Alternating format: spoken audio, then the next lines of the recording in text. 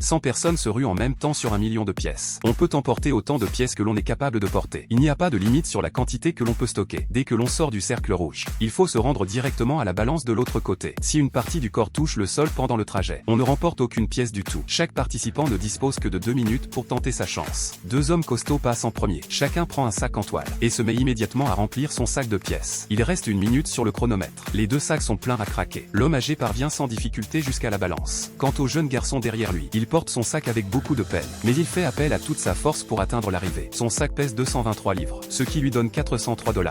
Le sac de l'homme âgé pèse 218 livres. Il gagne 386 $. L'animateur annonce une nouvelle règle. Toute personne qui dépasse le score du jeune garçon recevra une prime de 100 $.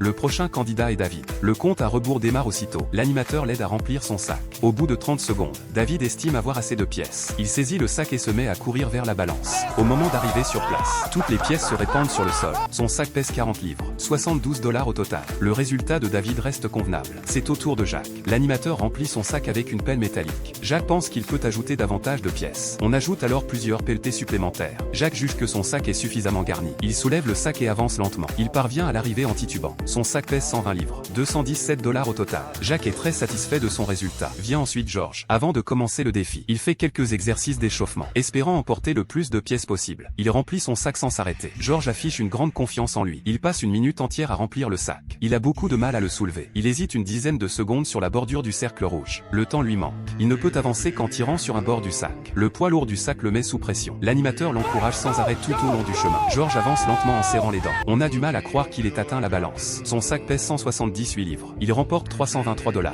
Georges saute de joie sur place. C'est au tour de Nick. L'animateur tient le sac ouvert pour lui. Après plusieurs pelletées, le sac n'est pas encore plein. Au final, le poids dépasse sa capacité de portage maximale. Il reste 1 minute sur le chronomètre. Il vide rapidement une partie des pièces, mais il ne parvient toujours pas à soulever le sac. Il ne reste plus que 25 secondes. Il ne peut pas porter le sac mais refuse d'abandonner. 10 secondes seulement restent. Il avance difficilement en traînant le sac. Le temps s'épuise avant qu'il n'atteigne la balance. Nick échoue son défi. L'animateur lui propose de prendre une poignée de pièces en souvenir. Il remplit complètement les 2 jambes de son pantalon de pièces. Plus on est avide, moins on finit par gagner. On peut même ne rien obtenir du tout à la fin. 2 jeunes garçons passent ensuite. Ils se dépêchent de remplir leur sac. L'animateur leur ajoute quelques pelletées de pièces. Au bout d'1 minute, le jeune homme de gauche soulève son sac et se dirige vers l'arrivée. Son sac pèse 102 livres. Il remporte 186 $. Quant au garçon avec une casquette, il fait tomber son sac aussitôt sorti du cercle. Il échoue au défi. L'animateur lui permet aussi de prendre quelques pièces en souvenir. Vient le garçon à lunettes. Il maintient son sac ouvert sur le sol. L'animateur remplit sans interruption avec la pelle métallique. Pendant 1 minute complète. Le poids du sac dépasse visiblement ses forces. Il ne sait pas comment soulever l'ensemble. Il ne reste plus que 20 secondes de temps imparti. Le garçon à lunettes parvient à soulever le sac jusqu'à ses genoux. Il le serre contre lui avec ses bras et se met à courir. Dans les 5 dernières secondes du chronomètre, il réussit miraculeusement à atteindre la balance. Son sac pèse 287 livres. Il remporte 520 $. C'est le nouveau record de la journée. L'animateur lui offre une prime supplémentaire de 100 $. Comme le temps est limité, l'animateur demande à tous les concurrents de se précipiter sur les pièces en même temps. Ils peuvent remplir n'importe quel espace tant qu'ils arrivent à porter le poids. Certains glissent les pièces dans les poches de leurs pantalons, d'autres les mettent dans leur casquette. Les poches des vestes peuvent aussi contenir beaucoup de pièces. Si c'était vous qui participiez, quelle méthode utiliseriez-vous pour emporter ces pièces?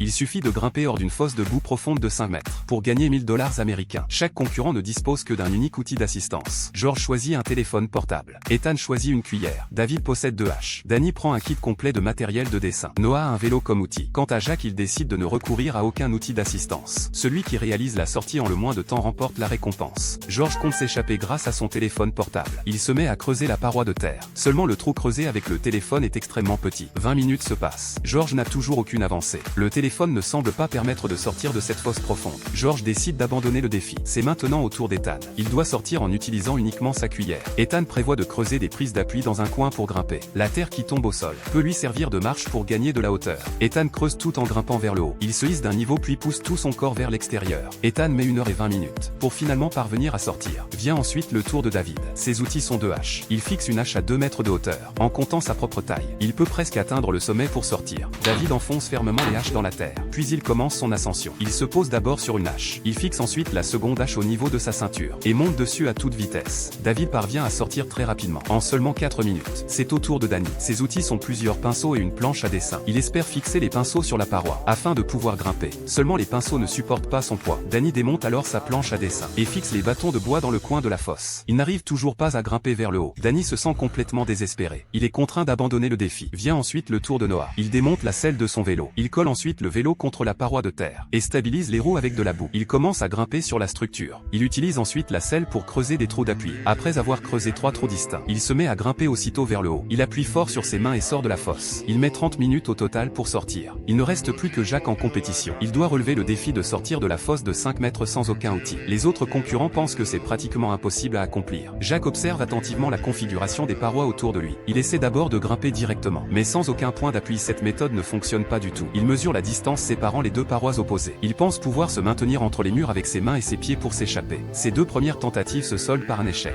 Mais il découvre rapidement la bonne technique. Ses mains et ses pieds se coordonnent parfaitement entre eux. Il atteint très vite le bord supérieur de la fosse, puis se déplace lentement sur le côté pour sortir. Jack a réussi son défi sans aucun outil. Son temps final est de 3 minutes et 30 secondes. Toutes nos félicitations à Jack qui remporte le défi et obtient la récompense en dollars américains. Quelle méthode permet de marcher sur l'eau? Celui qui parvient à traverser toute la piscine gagne 1000 $. George fabrique une paire de grosses chaussures à base de mousse. Jack dispose des bassines en plastique à plat sur la surface de l'eau. David quant à lui pense qu'un matelas gonflable est la solution adaptée. Un concurrent construit un pont avec des panneaux de mousse. Il se dit que s'il court assez vite, il réussira à traverser la piscine. Va-t-il y arriver? Sa chute dans l'eau est très impressionnante. David ne se résigne pas et tente une nouvelle fois. Les panneaux de mousse se brisent entièrement sous ses pieds. Il ne parcourt que 2 mètres au total. George se procure une très grosse balle à bulles. Il espère que cette balle va rouler sur l'eau pour lui permettre d'avancer. L'idée paraît intéressante au premier abord, mais la balle ne parvient pas à bouger du tout. Il chute lourdement dans l'eau. Il pense qu'il n'était pas bien préparé au départ, et choisit de réessayer une seconde fois. La balle est toute molle sous ses pieds. Elle ne peut pas avancer sur l'eau. Son résultat ne dépasse pas 1,40 m. Jack utilise 10 bassines en plastique pour son test. Il les dispose bien à plat sur l'eau. Cela ressemble à un petit chemin forestier. Il ignore si cet ensemble est suffisamment solide. Les bassines dérivent sur le côté de la piscine. Jack tombe dans l'eau dans une situation embarrassante. Il dispose encore d'une nouvelle tentative. Cette fois il pose bien ses pieds sur les bassines.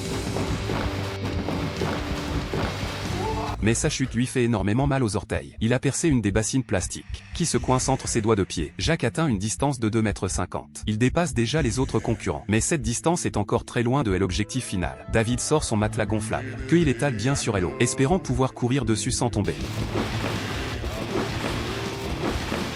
Sa chute est brutale et totalement inattendue. Le matelas gonflable ne remplit pas du tout sa fonction. David décide de tenter de courir beaucoup plus lentement. Le résultat reste toujours le même sans amélioration. Il ne parcourt que 2,40 m. George a confectionné des grosses chaussures avec des panneaux de mousse. Elles sont très stables quand il marche sur la terre ferme. Il ne sait pas si elles fonctionneront dans l'eau. Il tombe tête la première dans la piscine. Cette fois il veut d'abord se tenir droit puis glisser sur l'eau. Mais la faible flottabilité de la mousse l'empêche de rester debout. Son résultat n'est que 0,70 m. George est contraint d'abandonner son essai. Jack étale de larges feuilles plastiques sur la surface de l'eau. Il a vu des magiciens reproduire exactement ce procédé pour marcher sur l'eau. Il espère pouvoir flotter lui aussi de la même manière. Jack parvient à parcourir 2,20 m sur l'eau. Sa vitesse est tellement élevée. On ne parvient pas à distinguer s'il court ou vole sur l'eau. Une chose reste cependant absolument certaine. Les feuilles plastiques ne fonctionnent pas du tout pour ce défi. Les astuces montrées dans les films sont donc fausses. Tous les concurrents échouent à ce test de marche sur l'eau. Existe-t-il une méthode fiable pour marcher sur l'eau?